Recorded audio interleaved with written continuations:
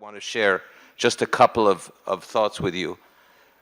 This moment today in Rome, one of the two great capitals of our civilization, Rome and Jerusalem, the two capitals of Western civilization, of philosophy, of the moral underpinnings of our very society. It gives me the greatest urgency to speak to you from here, from Rome, and to thank the Italian Senate for having the moral clarity and courage, Senator, to host us this morning at one of the darkest moments since the Nazi era.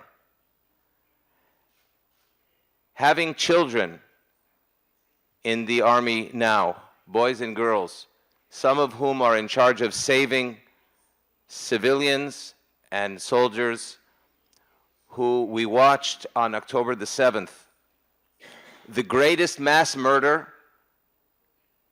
of Jews since the Nazi era. In 24 hours, the equivalent of 7,000 Italians were murdered, burned, incinerated, decapitated, babies, families murdered in front of their children, children murdered, dismembered, arms cut, legs cut in front of their parents, and then incinerated. And I like to dedicate these 5 minutes to this young girl, Liel Hatzael, whose remains were unidentified only by archaeologists last week, and her toys were buried because she had no remains. Burned in the tradition of the Nazi death machine,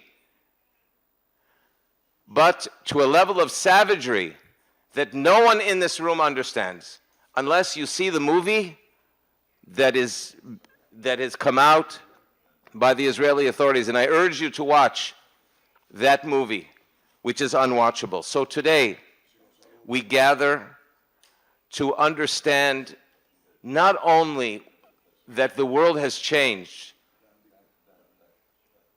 from October the 7th forever, but the words "never again" that were issued by the women and men of Dachau and Birkenau who emerged from the ashes of the Nazi death machine, and they said, "Never again."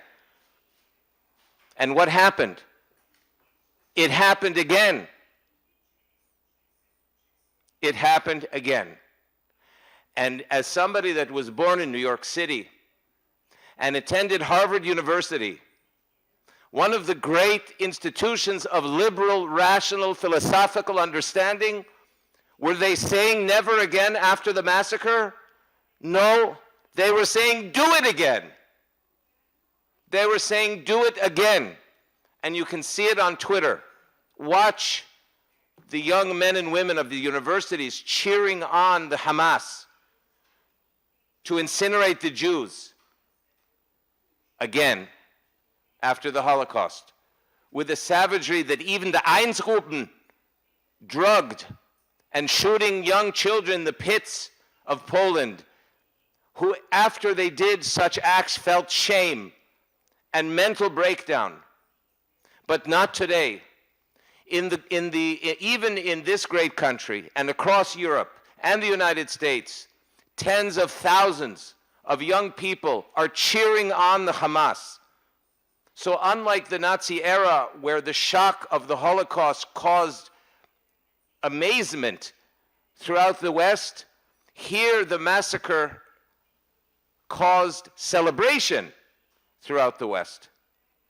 And this is why we must meet today and to advance the 10 principles that we discussed and that we hope you will agree to promote to your colleagues in other parliaments around the West. And with this I finish.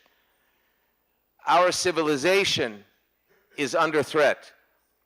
It may be about anti-Semitism, dear Senator, as we discussed in your chamber, but it only begins with the Jews. Our very civilization, and based on freedom and liberty and moral clarity, is under threat.